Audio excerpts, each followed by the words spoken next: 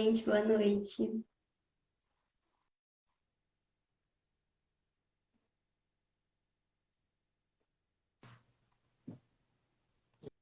Tá. Oi, Du, boa noite. Oi, Lohane, tudo bem? Tudo bem, e você? Tranquilo. Vou já convidar a doutora Temi. Tranquilo. Eu já tô aqui com o script do meu lado aqui no Word, caso seja necessário, já consigo complementar aqui. Ok. Esperar, ó, só Uhum. entrar.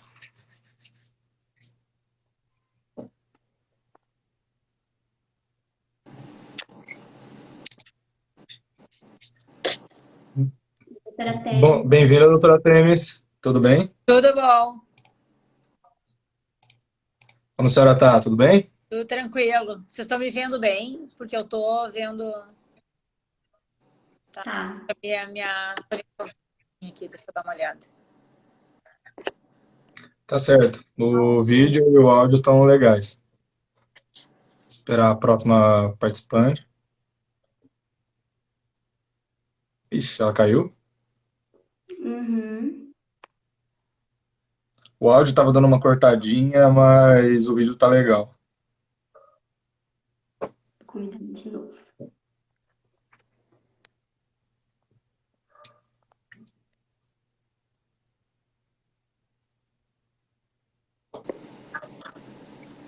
Voltou. Voltei. Bem-vinda de Oi. volta. Ah, agora tá um pouquinho melhor. A gente tá só esperando a Bruna entrar, doutora, e aí a gente já dá início à live. Tem mais um tempinho aí. Tá bom. Tá certo.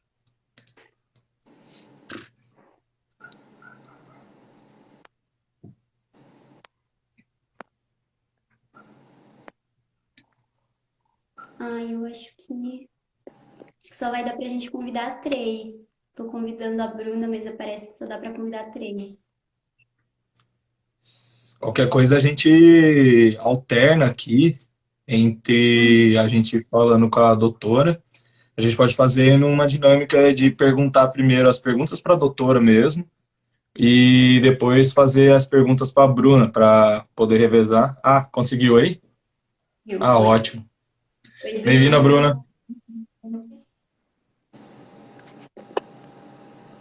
Tudo bem? Tô bem, e Boa vocês? noite. Tudo Estamos bem também. bem. Tá certo, pessoal. Tá se avizinhando o tempo aí, já são 18 horas. A gente vai dar início então a essa live, pode ser? Tá todo mundo pronto? Uhum. Eu tô pronto. Tá, tá certo então. Então eu vou iniciar essa live, tá? Sobre o tema de entendendo os aspectos da osteogênese imperfeita, mais uma série aqui do Vida Raras. E eu gostaria de estar introduzindo inicialmente a doutora Temis Maria Félix, né? Para quem não conhece, a doutora Temis é médica geneticista do Serviço de Genética Médica do Hospital de Clínicas de Porto Alegre.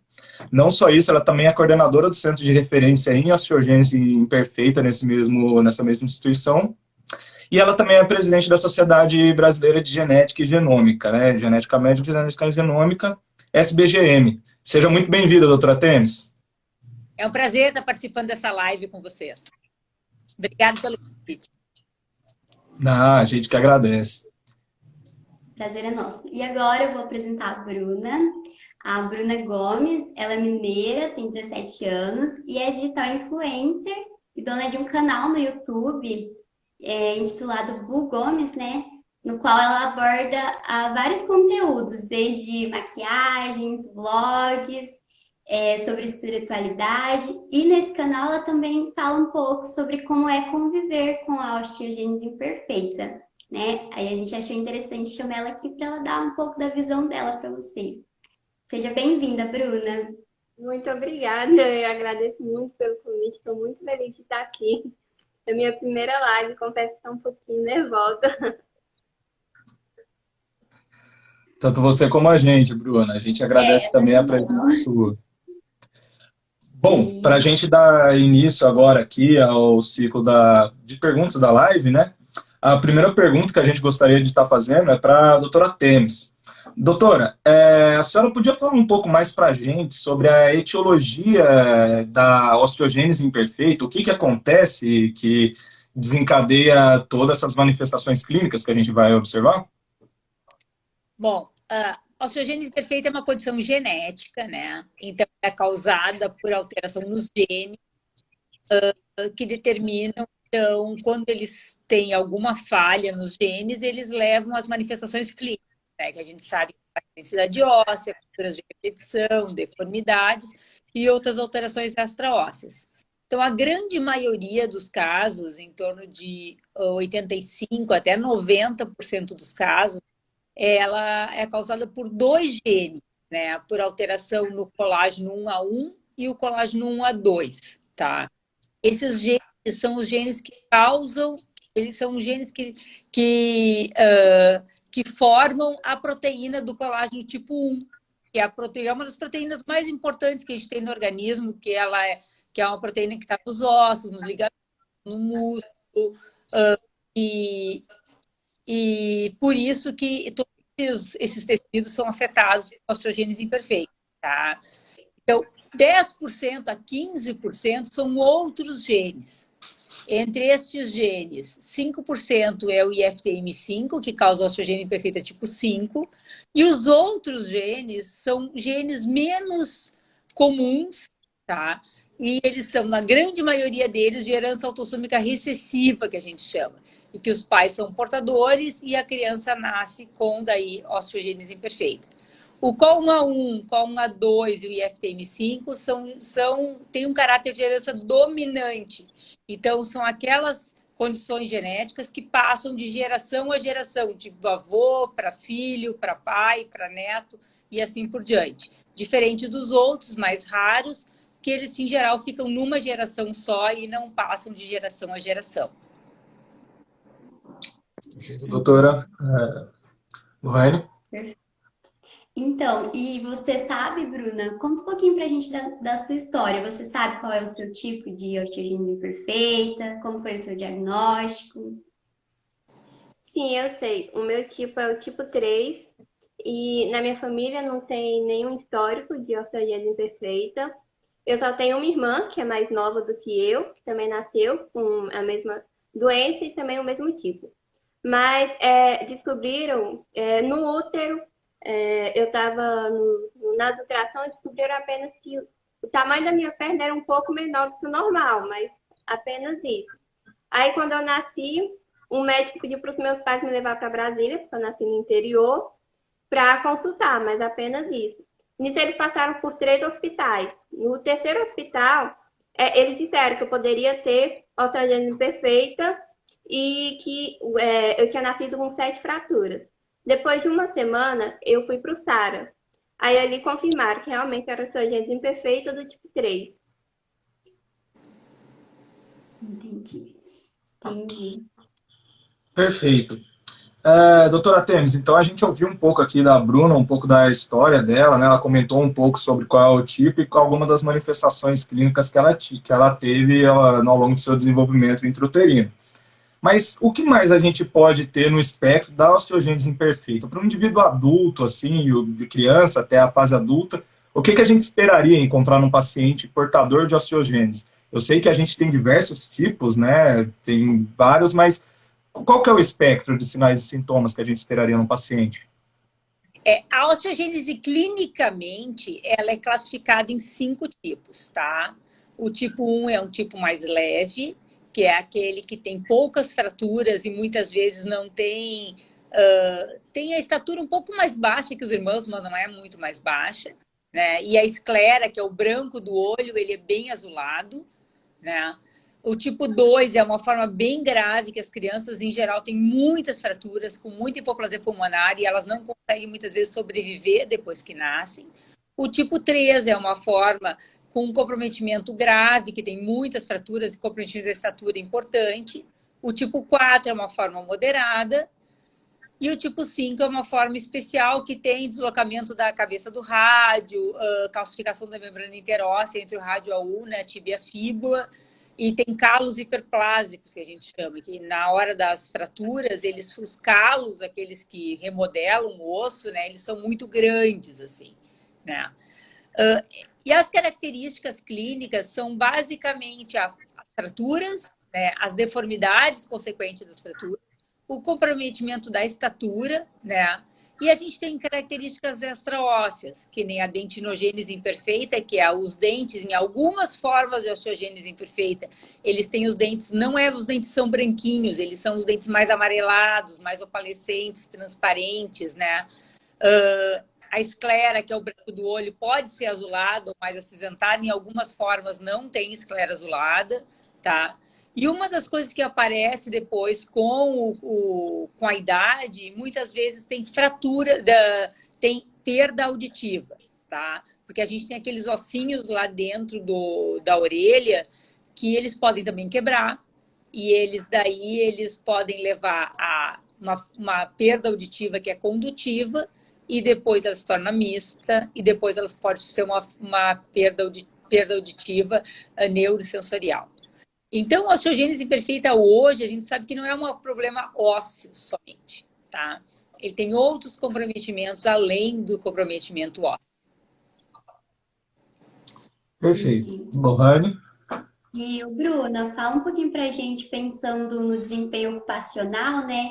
Como que a osteogênese imperfeita, como ela afeta no seu dia a dia? Como é pra você? Assim, hoje ela já não me afeta muito. Hoje eu já sou um pouco mais independente. Agora, nesse momento, eu acabei de fraturar a perna, então eu estou num processo de recuperação. Mas ia fazer praticamente 8 anos que eu não fraturava a perna. Então, assim, hoje eu já consigo me locomover, eu já consigo fazer muitas coisas. No começo foi mais difícil, na minha infância. Na pré-adolescência, que tem aquela fase difícil da aceitação, de se aceitar do jeito que você é. Mas hoje, assim, eu estou numa fase muito melhor. E por mais na fratura, já não é com tanta constância, né? Já tem um longo período sem fratura. E eu consigo conviver bem com ela. Eu falo assim, que me ajuda até mesmo a inspirar outras pessoas, né? Com a minha história. Perfeito, Bruna. Falando um pouco mais, assim, também sobre a questão do seu desenvolvimento, portando a osteogênese imperfeita, como é que foi a relação sua com a sua família, assim? Eles eram muito protetores, ou eles estimulavam sua independência, você mesma a executar suas tarefas diárias? Como que era? Conta pra gente. Olha, eu digo que assim, a participação dos pais é muito especial, né? Muito importante nessa área. E os meus pais contribuíram demais, porque assim, o lema deles é que a osteogênese, a doença já coloca as suas limitações. Então, eles não colocam as limitações, eles deixam a gente ir no nosso limite. Eu já fiz muitas coisas que, assim, são coisas especiais. Já andei de cavalo, já desci em toboágua, já andei de caminhão. Então, assim, já fui na praia, já fiz muitas coisas, já andei de bicicleta. E, assim, eles são muito livres nessa área. E a minha família toda também. Eu sou muito independente nessa área de fazer o que eu quero. Tudo dentro do meu limite. Eles não pressionam nessa área, graças a Deus. É bem importante, viu, Bruna? Porque a tendência é super proteger as crianças, né? E as crianças têm que ser criadas, na realidade, para ser independentes, né? E o fato de tu estar independente hoje, na realidade, isso é graças aos teus pais que te ajudaram nessa tua independência, né? Isso é fundamental para quem tem osteogênese imperfeita, né? É o que eu Muito sempre bacana. digo, assim, graças a eles não a protegerem muito. Hoje eu sou livre justamente por isso, né? É muito importante mesmo. Tá certo, muito bacana, né? A gente vê por aí, a gente sempre fica com esse senso comum de que alguém que tivesse alguma condição dessa ficaria trancado em casa, sempre muito bem protegido ali, mas não, são pessoas que têm que ser desenvolvidas sua independência, sua prática de atividades diárias aí para ter a posteridade aí, chegar numa idade mais adolescente, adulta e conviver de uma forma, óbvio que com suas limitações adequadas, mas de uma forma como todos nós esperaríamos. E falando um pouco mais agora para a senhora, doutora Tênis, me explica uma coisa, o que que a gente tem hoje na medicina, assim, na área da saúde, como tratamento e manejo de pacientes que possuem essa condição? O que que a gente tem? Isso é uma pergunta bem legal, assim, porque há 20 anos atrás nós não tínhamos tratamento próximo. A Bruna hoje tem 17 anos, então ela provavelmente pegou essa fase boa, né? Então, há 20 anos atrás surgiu um tratamento para osteogênese imperfeita, né? Que é um tratamento que já era aplicado para mulheres, vamos dizer, ou para pessoas com osteoporose grave, que foi pela primeira vez aplicado para crianças com osteogênese imperfeita, que é uma medicação chamada bisfosfonatos, que é uma classe de medicamentos, né?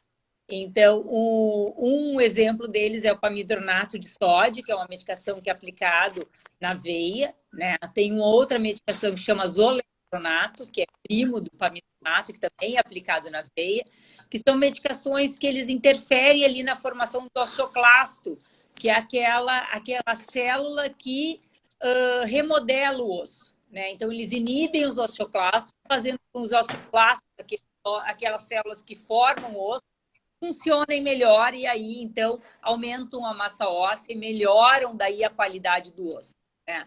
Então, desde que começaram a ser tratadas as crianças com pamidronato de sódio aqui no Brasil, e esse ano faz 20 anos que o pamidronato de sódio foi incorporado no Sistema Único de Saúde, então esse ano é uma data que a gente tem que comemorar por causa disso, né? O Ministério da Saúde incorporou o pamidronato de sódio para o tratamento da osteogênese imperfeita. Muitas crianças no Brasil começaram a ser tratadas com o pamidronato de sódio, né? E o pamidronato de sódio tem ajudado muito as crianças, então aumentando a massa óssea, diminuindo a quantidade de fraturas, melhorando a qualidade de vida dessas crianças, né? Mas não basta só fazer o remédio. Na realidade, a gente sabe que o tripé do tratamento é o pamidronato de sódio, ou bifosfonados, ou zolendronato, tanto faz, associado à fisioterapia, que a reabilitação física é fundamental para esses pacientes, e uma nutrição adequada, além de, se os pacientes precisarem de cirurgia específica, caso necessário, né? Então, hoje em dia, o tratamento, ele realmente, medicamentoso, mudou a vida dessas pessoas com osteogênese imperfeita. Não sei se a Bruna chegou a fazer tratamento ou não, Bruna. Cheguei, eu fiz tratamento para pamidronato por 15 anos. Aonde que tu fez, Bruna, o tratamento? Eu fazia lá em Brasília, mas também fiz por um tempo em Uberlândia, né, mãe? Também já fiz ACD e também algumas cirurgias ao longo da caminhada. Perfeito. Doutora, só para quem está assistindo a nossa live aí poder estar se situando, quando a gente fala desses tratamentos, alendronato, abordagem multiprofissional e, enfim, toda essa terapêutica que a gente tem disponível, a gente está falando de controle, não de cura, correto? Isso. Na realidade, é um medicamento que vai melhorar a massa óssea, mas ele não é um tratamento de cura da osteoporose. Não tem nenhum tratamento. Tá? O tratamento, na realidade, ele é um tratamento que melhora a massa óssea, melhora muito a massa óssea, mas ele não cura. Tá? Entendi.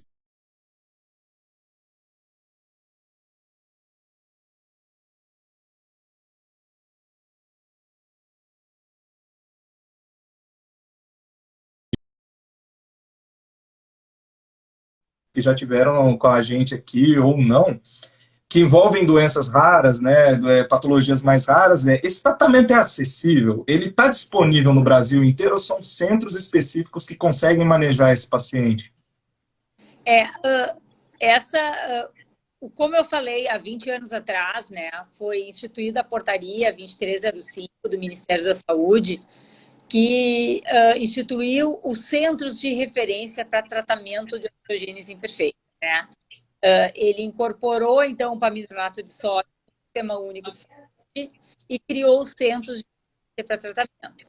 Esses centros de referência, no início, que foram 10 centros, atualmente tem em torno de 14, 15 centros no Brasil inteiro, que são centros especializados em tratar crianças e adultos com osteogenesis imperfeita, né?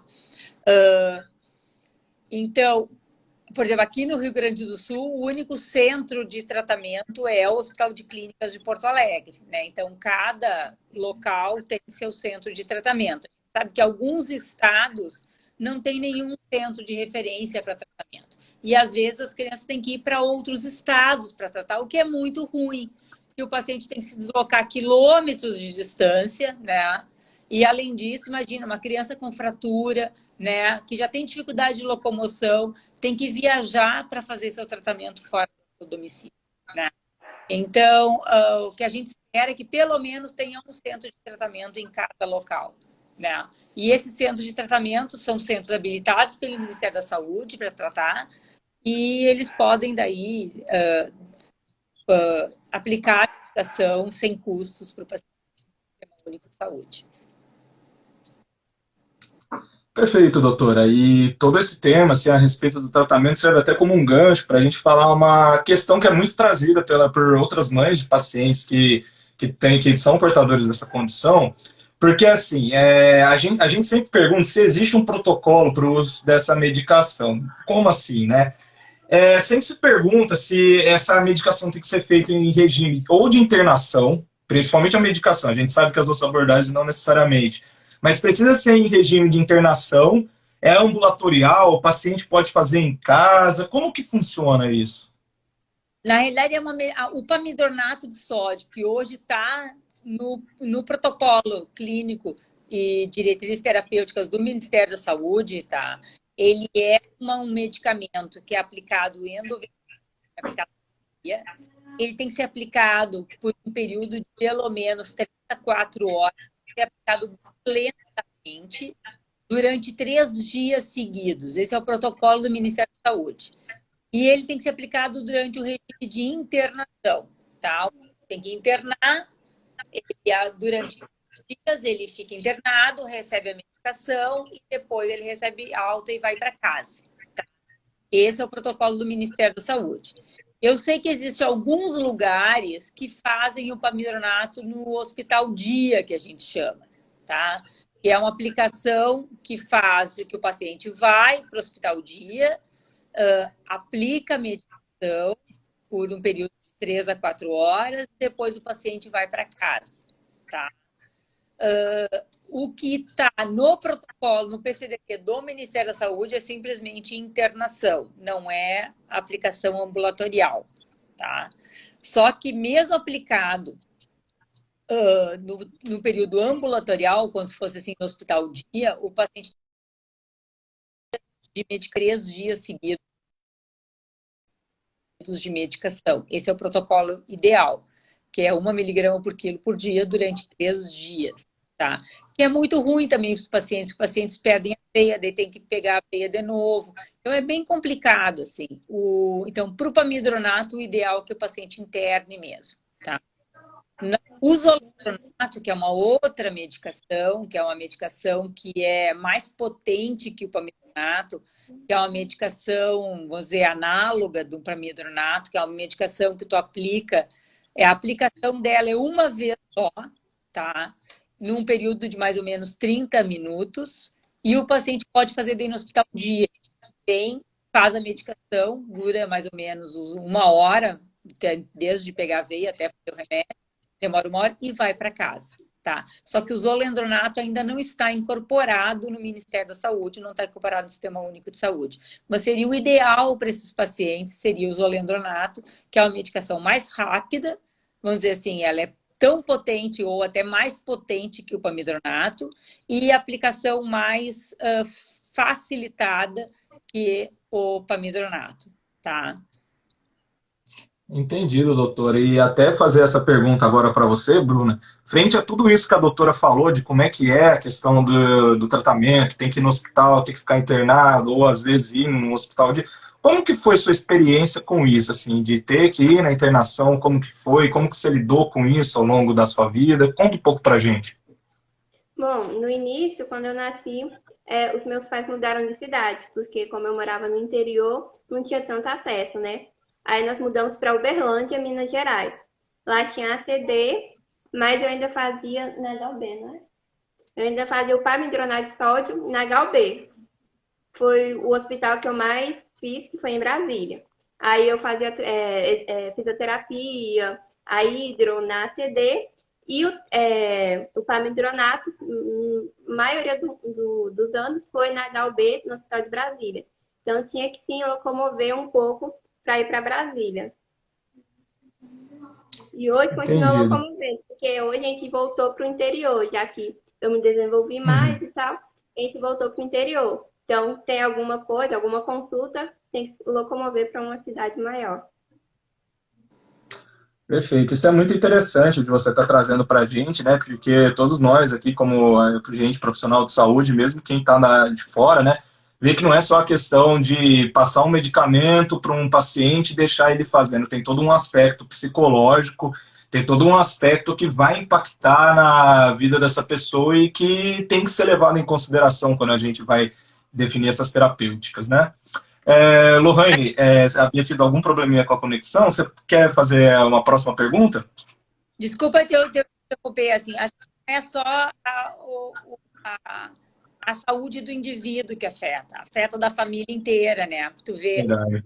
a família da Bruna teve que se mudar de outra cidade para dar melhores condições de tratamento para ela, né? Então, tu imagina uma criança que tem que fazer para sódio a cada 2, 3, 4 meses, tem que ficar internada 3 dias, né? Como que essa mãe vai conseguir muitas vezes, que é quem no final é a cuidadora, muitas vezes daquela criança, como é que consegue trabalhar, né? Se ela tem que cuidar da criança, ter os cuidados e além de tudo ficar internada com a criança a cada 2 meses, a cada 3 meses, a cada 4 meses, durante 3 dias. É bem complicado isso. Isso a gente tem que pensar na realidade no quanto isso afeta a família como um todo, né? É toda uma Assim, abordagem, né? Pode falando falar. nisso, a minha mãe, ela já não trabalha, né? Ela fica mais realmente para cuidar de mim e com o nascimento da minha irmã também. O meu pai já trabalha, mas a minha mãe, justamente por isso, por ter que ter aquele cuidado todo. Perfeito. Você vê que não é só a abordagem só do paciente, como a senhora bem pontuou, né? É a abordagem de toda a família e de pessoas relacionadas ali com o cuidado desse paciente, né? Mas muito bom, assim. Lohane, você está conseguindo ouvir a gente aqui? Teve uma falhinha na conexão, consegue ouvir a gente? Eu acho que ainda está com falha na conexão dela, mas vamos continuando aqui. Bruna, agora perguntando um pouquinho sobre a inclusão, né, sobre questões relacionadas com a inclusão e políticas de acessibilidade aqui no Brasil, né? Como que foi para você? Assim, isso principalmente você deve ter sentido ali quando você foi para a escola, ali quando mais criança, e depois desenvolvimento ali como pré-adolescente e adolescente. Você acha que no Brasil, pelo menos nos ambientes que você frequentou, existiam algum tipo de política, ou pelo menos algum tipo de atitude por parte das instituições públicas que favorecessem a sua acessibilidade nos locais para desempenhar suas atividades do dia a dia, seja numa escola, seja num parque, seja em qualquer lugar assim que você frequentava? Assim, existiram algumas dificuldades, né, ao longo dos anos.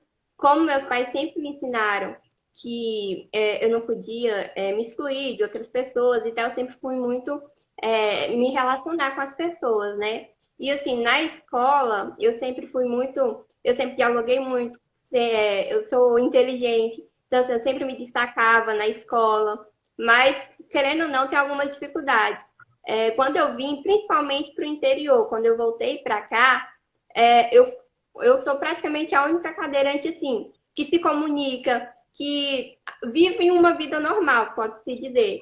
Tanto que quando eu vim para cá, eu recebi muitos comentários. Nossa, você é cadeirante e conversa normalmente, você dialoga, você se relaciona com as pessoas normalmente, assim. Mas teve algumas dificuldades, eu recebi algumas críticas até mesmo de eu estar me aparecendo. Na questão da acessibilidade também, principalmente aqui tem alguns lugares que não tem rampas.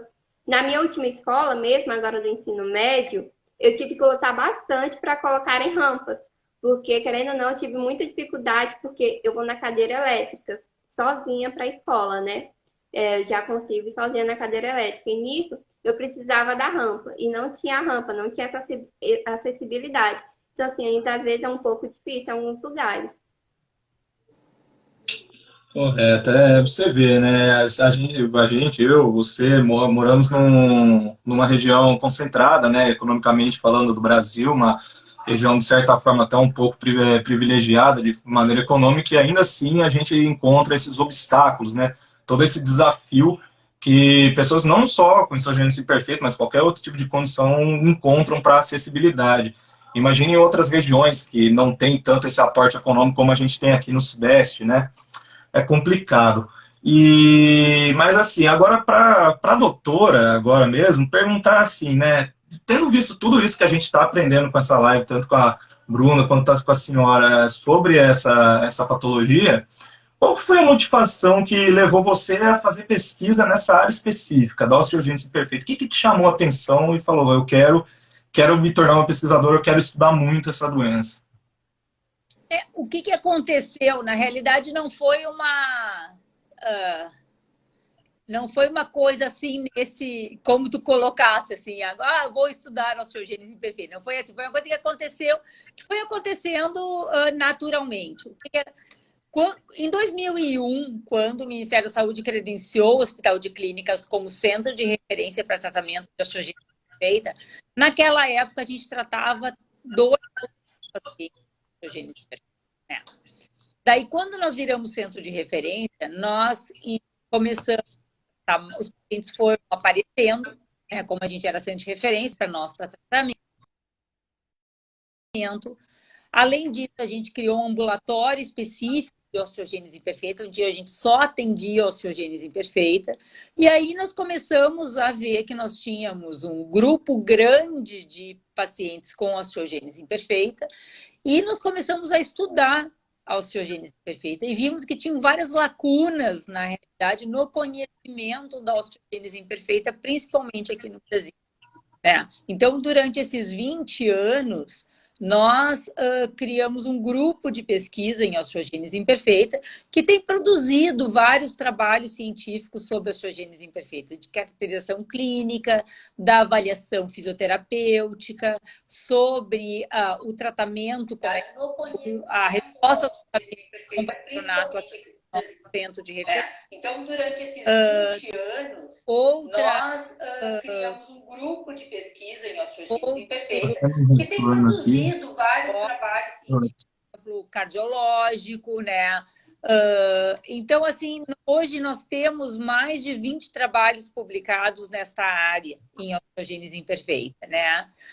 Então, o último dele, assim, o que a gente criou também foi uma rede que a gente chama de Rede Brasileira de Osteogênese Imperfeita, que é uma rede que congrega, na realidade, atualmente 5 centros de referência em osteogênese imperfeita, que nós fazemos um segmento longitudinal dos casos, para ver qual é a história natural da osteogênese imperfeita e também como é que é a resposta ao tratamento, né?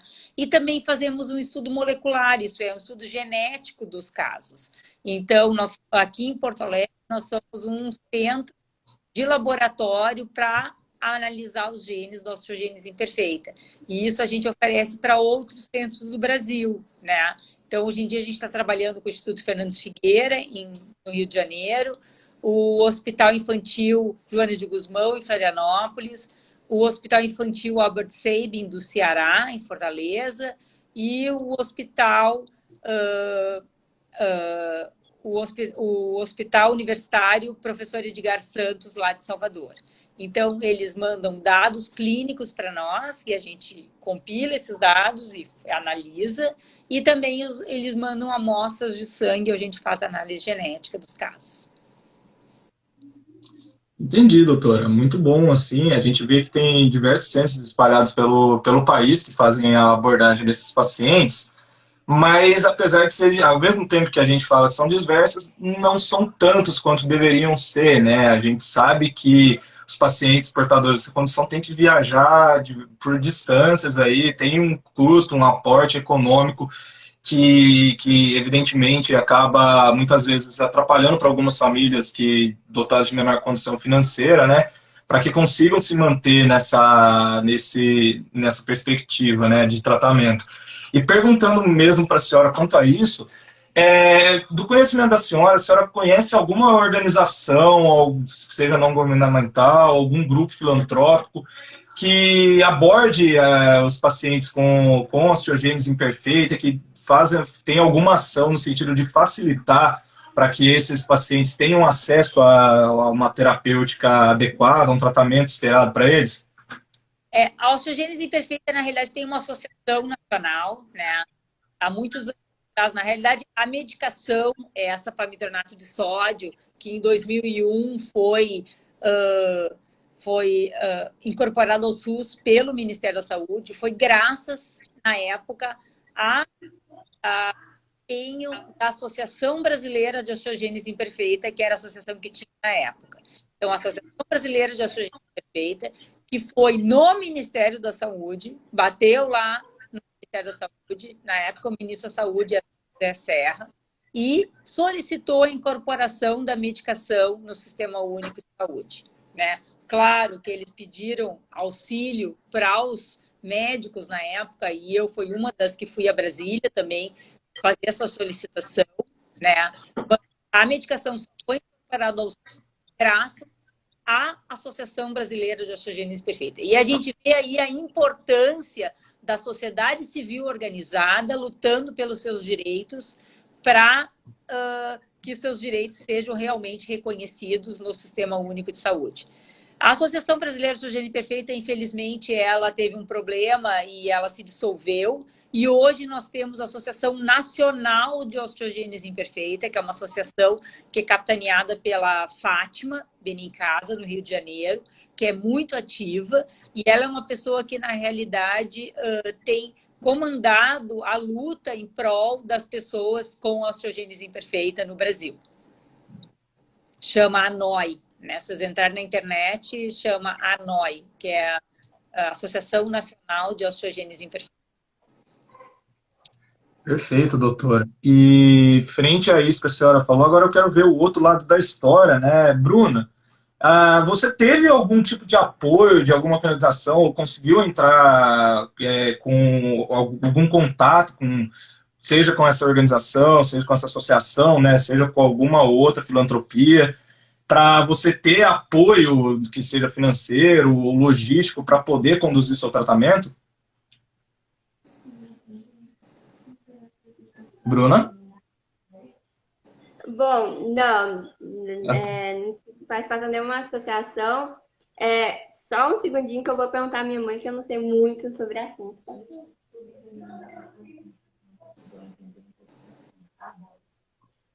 No começo, minha mãe disse que a gente participou um pouco da ABOI, que foi o único que ajudou os meus pais a entenderem, né, um pouquinho sobre a doença, mas só isso também. Não teve a associação que acabou se dissolvendo, agora virou a NOI, né? Eu nem sabia dessa associação, na verdade, né? Tanto que os meus pais correram atrás, eles pesquisaram, porque teve uma certa dificuldade no começo. Teve muitos médicos que não sabiam ainda em relação à doença, era pouco discutido ainda. Então, assim, eles que foram pesquisando, foram em Belo Horizonte, foram em várias cidades atrás realmente de saber de informações, porque na época ainda não era muito acessível isso. Entendi, muito bom.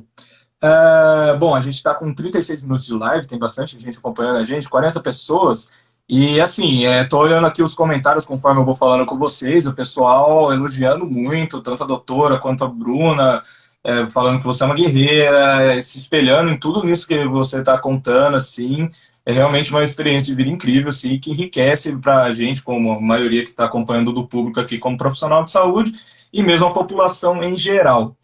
Eu vou passar para vocês algumas perguntas que estão aparecendo para a gente aqui no chat, para que o pessoal fazer essa interação com vocês aqui ao longo dessa parte final da live, né?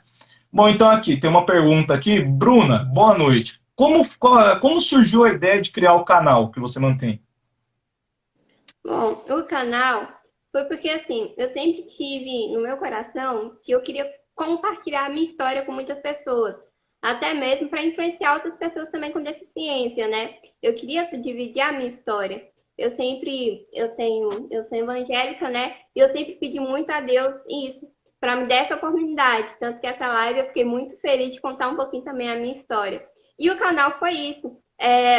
Simplesmente surgiu na minha cabeça, do nada, essa ideia de criar um canal para compartilhar a minha história, para fazer coisas que eu gosto, como maquiagem, como falar um pouquinho da minha espiritualidade.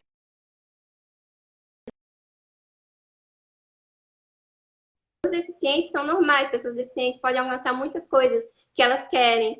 Igual, por exemplo, o meu sonho é ser médica. Justamente por estar no hospital, nesse convívio, eu peguei muito amor por essa área. E estou mais focada justamente para medicina. Por quê? Justamente por isso, para influenciar outras pessoas, para compartilhar a minha história. E o canal foi um meio que eu achei para poder fazer isso. Legal, Bruna. E até surgiu até uma dúvida minha aqui. Você mantém contato com outras pessoas com a mesma condição, com osteogênese imperfeita? Você tem amizade com alguém? Não entendi. Você ainda você mantém contato, você tem amizade com mais alguma pessoa que tem osteogênese imperfeita? Vocês conversam sobre suas experiências? Assim, amizade eu não tenho com outra pessoa com osteogenesis, mas eu conheço muita gente. Até mesmo do canal, muitas pessoas chegaram em mim através pelo YouTube, ou se não aqui pelo Instagram, dizendo, você tem um canal, eu tenho a mesma doença. Então, assim, eu já conheço muitas pessoas, já sigo muitas pessoas com a mesma doença também. E de vez em quando a gente troca algumas coisas, conversa. Então, assim, eu já tenho essa compartilhamento com outras pessoas. Mas muita relação, não. Entendido. Muito bom. E, doutor, surgiu também mais uma dúvida aqui, que é sobre a descentralização da abordagem do tratamento das pessoas com osteogênese imperfeita. Até a pessoa que escreveu acabou não falando muito, mas é mais, eu entendo assim, como que um paciente hoje em dia é abordado numa atenção básica de saúde, que é a porta de entrada para o sistema único, né?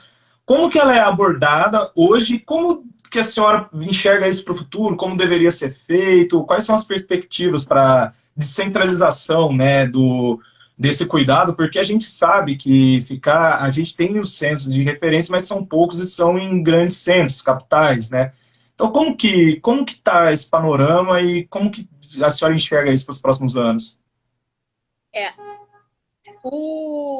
infelizmente, hoje, o tratamento deve ser feito no centro de referência, tá? O grande problema no interior, e eu vejo aqui para o Rio Grande do Sul, por exemplo, sabe? Não existe grandes problemas de aplicação da medicação, mas muitos hospitais do interior têm dificuldade de compra do medicamento, tá? Porque não é um medicamento que está disponível na farmácia de qualquer hospital. Então, e muitos profissionais não sabem como aplicar a medicação. Então, o ideal é que seja feito realmente no centro de referência. Mas para atenção básica, para o pessoal que está lá na linha de frente, o importante é saber fazer o reconhecimento da pessoa que tem a osteogênese imperfeita. Por exemplo, se a criança tem uma, duas fraturas, e as fraturas são aos mínimos traumas, né? Não estou falando daquela que nasce com fratura, mas uma criança, por exemplo, que começa a caminhar, começa a ficar de pé, começa a ter fraturas. Tem que reconhecer que essas fraturas podem ser osteogênese imperfeita e tentar visualizar outras características clínicas, como a esclera azulada, por exemplo, né? O que a gente sabe também? Muitos pais de crianças com osteogênese imperfeita, quando chegam no pronto-socorro ou na unidade, na UPA, com a criança com fratura, né? Muitos pais, muitas vezes, são abordados pelo assistente social com suspeita que essa criança tenha sofrido maus tratos, né? E isso é muito comum a gente ouvir das mães e dos pais de criança com osteogênese imperfeita, que eles já foram acusados de maus tratos por conta da criança ter chegado no pronto-socorro, chegado na UPA com fratura, né? E isso é bem natural, assim. Na realidade, o profissional de saúde, ele tem que... é obrigação legal dele relatar uma suspeita de maus tratos. E os maus tratos são muito mais comuns que as doenças raras. Eles ocorrem muito, os maus tratos, né? Então, eu sei que as famílias ficam magoadas, elas se sentem, assim, desconfortáveis com essa suspeita, né? Mas a gente tem que pensar também que o profissional de saúde ele tem que estar na obrigação de poder relatar, de relatar a suspeita de maus tratos, né? Mas se você está vendo uma criança, está lá na unidade básica de saúde, está vendo uma criança que tem fratura, se ela tiver outros sinais, né?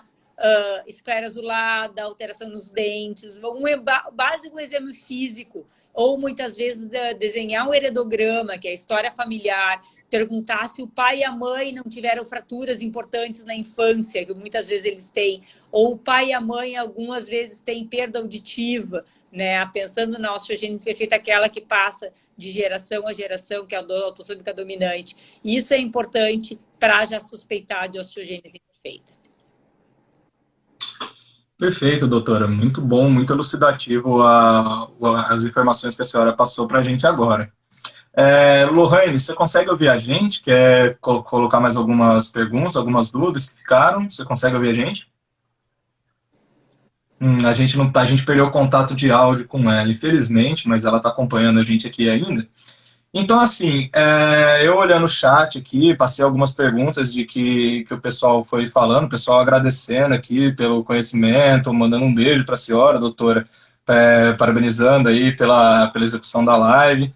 Tem gente aqui que está passando aqui que a mãe já passou.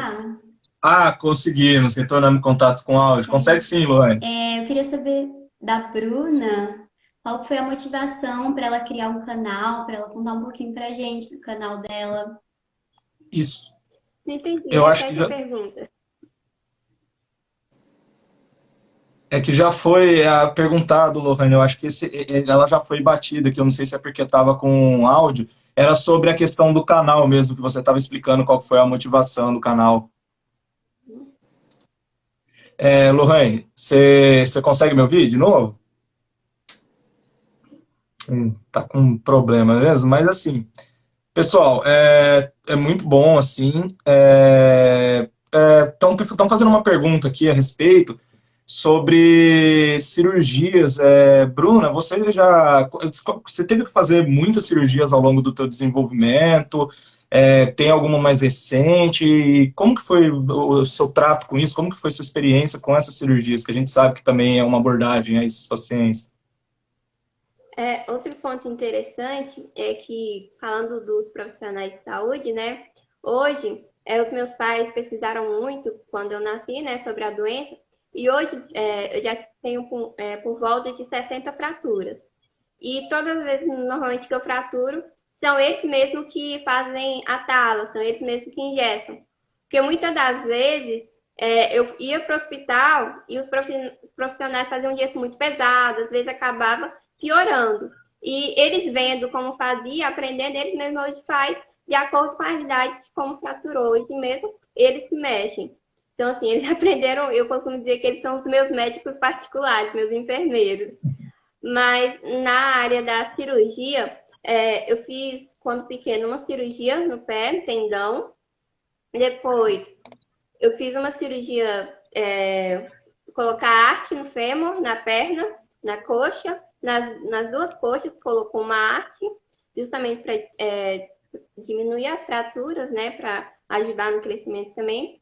Também fiz a de adenoide, que não entra muito bem nessa área de osteogênese.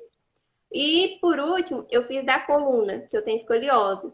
E foi dividida em dois processos também, né? Colocaram um ferro, uma arte também, um ferro, fixou a minha coluna. De início, eles queriam corrigir, mas com a fragilidade, quando eles começavam a corrigir, tinha chance de quebrar, tinha chance de fraturar, né? Então, eles colocaram e agora a escoliose não aumenta, mas ela não vai crescer e eu também não sinto dor. Aí paralisou, né? Aí foram essas as cirurgias que eu passei. Mas a última foi com 11 anos de idade. 11 anos. Tá certo. Tem aqui mais um comentário aqui, ó. Acho crucial a existência do seu canal, Bruna, para informar a todos sobre a osteogênese imperfeita e mostrar que, como uma deficiência, não deve impedir você de viver como bem deseja. Parabéns. Pessoal, parabenizando a live, aqui o comentário é que estou muito feliz de ver minha filha participar da live com a doutora Temis. Olha aí. E é isso, pessoal, a gente está agora com 47 minutos de live, acho que já foi um bom ciclo de perguntas aí, foi muito, muito elucidativo, muita gente acompanhando, gostando bastante. E agora, para a gente estar finalizando, eu vou passar a palavra para cada uma de vocês, a começar para a doutora Temis, para fazer as considerações finais, comentários finais sobre o que ela quiser falar aí. Então, o espaço é seu, doutora. Eu queria agradecer pelo convite a participar dessa live. Eu acho que é muito importante poder falar sobre doença rara, poder falar perfeita, que é uma condição genética que eu gosto muito, porque eu tenho trabalhado com ela nesses últimos 20 anos, né? E ver uma pessoa como a Bruna, assim, que tem osteogênese imperfeita, mas não se limita pela sua deficiência física, né? Uma menina inteligente, bonita, que na realidade tem toda pela frente, tem um caminho grande para trilhar aí. E eu acho super importante, Bruna, que assim, quer fazer medicina, corre atrás, né? Quando eu fiz minha residência médica, uma das minhas professoras era a doutora Lina Maria Vieira Bastos, que era uma pessoa que tinha osteogênese imperfeita, né? Infelizmente, esse ano a doutora Lina faleceu, ela faleceu de Covid, né? Mas, assim, eu acho que é muito importante que a pessoa não se limite pela sua deficiência. A pessoa é muito maior do que a osteogênese imperfeita, né? Então, a osteogênese imperfeita é só simplesmente uma parte, né? Mas, assim, a inteligência, a garra, a vontade, eu acho que isso é tudo muito maior. Então, parabéns, Bruna, e espero que um dia a gente esteja aqui conversando como médicas, né, sobre osteogênese imperfeita ou sobre qualquer outro assunto. Doutora, antes só de passar a palavra para a Bruna, para pedir para a senhora falar um pouco só, para finalizar, sobre o projeto Raras, que a gente que tem sido desenvolvido aí em diversos centros para estudo das doenças raras, e inclusive a osteogênese imperfeita. Tá, assim, a gente sabe que existem muitas doenças raras, né? E se calcula que existe mais ou menos umas 6 mil doenças raras, e a gente não conhece, na realidade, quantas doenças raras a gente tem no Brasil ou qual é a prevalência delas aqui no Brasil, né? Então, nós estamos conduzindo um projeto de pesquisa, que é um projeto que está sendo financiado pelo CNPq, Ministério da Saúde, que nós estamos mapeando as doenças raras no Brasil, né? Chama Rede Nacional de Doenças Raras, né? Esta rede, então, ela está trabalhando com mais de 40 instituições no Brasil inteiro, em praticamente todos os estados brasileiros, né? Uns poucos estados que não tem nenhum representante, mas pelo menos assim tem muitos estados, a maioria deles tem pelo menos um representante, e que a gente está, então, fazendo epidemiológico, ou seja, a gente está fazendo um estudo para saber quais são as doenças raras que nós temos diagnosticado aqui, como que é feito o diagnóstico, como é feito o tratamento, né? E isso tudo vai ser associado a isso, criado um atlas brasileiro sobre doença rara, onde a gente vai poder ver em tempo real, na realidade, quantos pacientes com doenças raras estão sendo diagnosticados no país.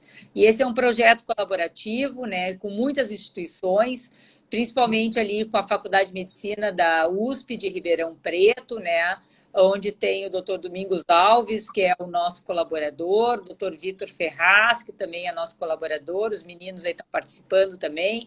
Então, assim, é um projeto grandioso, que está trazendo grandes desafios, mas a gente espera que em breve, a gente tenha resultados que vão ser bem importantes para comunidades das doenças raras no país. Muito obrigado, doutora Temis. E agora falando um pouco para a Bruna. Bruna, também o espaço é seu aí para poder fazer suas considerações finais, poder falar mais um pouquinho sobre e, obviamente, divulgar seu canal aí para todo mundo, para a gente conhecer um pouquinho mais de você. Pode falar. Bom, primeiramente eu quero agradecer mais uma vez por estar aqui. Foi um aprendizado também com a doutora Temes, eu aprendi muito, muita coisa sobre a doença que eu mesma não conhecia. É muito bom, sabe, essas lives, é muito bom esse projeto, para alcançar mais pessoas, alcançar também mais jovens que têm deficiências, não só como as projetos, mas como tantas outras. O meu canal, como eu disse, tem o intuito disso também, de levar para as pessoas autoaceitação, de se aceitar do jeito que é, de se amar, de ser livre. Então, se você não conhece, é Bu Gomes, lá no YouTube. Eu dei uma paradinha agora por causa dos estudos, né, para seguir o meu sonho, medicina, mas eu não parei com o canal. Assim que eu tiver um tempo também, aqui no Instagram também, eu quero sempre compartilhar a minha história, dividir também e sempre aprender mais sobre essa doença, sempre levar aprendizado, mas sempre também aprender mais, que eu acho muito importante. Obrigado pelo convite, eu fiquei muito feliz de estar aqui com vocês. É isso. Muito obrigado, então, Bruna. A gente da Ligem deseja para você boa sorte aí, bom futuro aí com o seu canal e também com os vestibulares aí. A gente espera estar com você aí no meio da saúde, vai ser uma grande adição para todos nós. E é isso, vamos agradecer também a participação da doutora Temes, que de forma brilhante engrandeceu todo o nosso conhecimento de aspecto mais técnico para a nossa compreensão sobre a osteogênese imperfeita. E para todos que estão vendo aí a gente, acompanhando a gente aqui na live até agora, a gente deseja um muito obrigado pela atenção, pela participação e pela interação com a gente, e desejo um bom domingo a todos.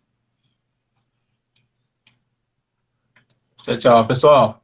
Tchau. Tchau, gente. Tchau, gente. Obrigada pela participação.